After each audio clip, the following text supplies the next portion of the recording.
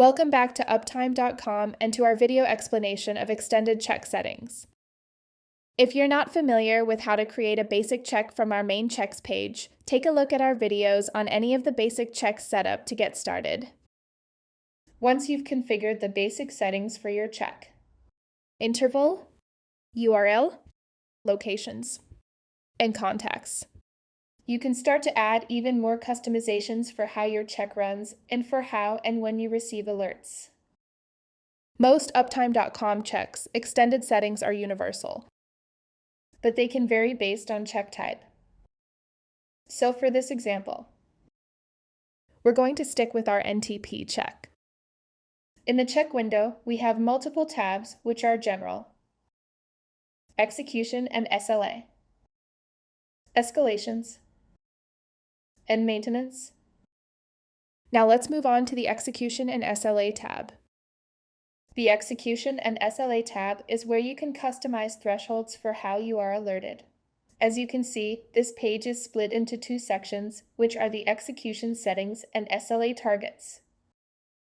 From the execution settings, it starts with a sensitivity, which is the amount of locations that need to fail before an alert is issued.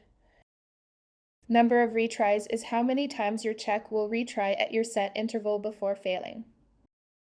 You can set your IP version and customize your check's timeout threshold.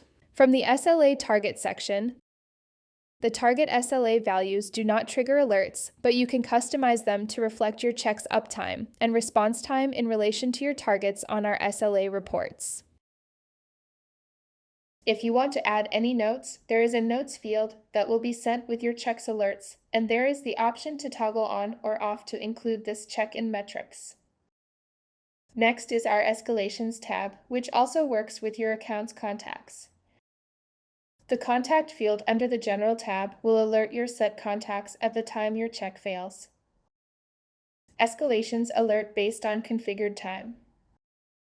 You can add multiple escalation contacts with multiple alert time frames to make sure that the right people are alerted the longer your check stays down.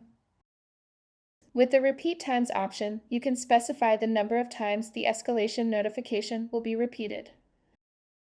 The final tab is our Maintenance tab.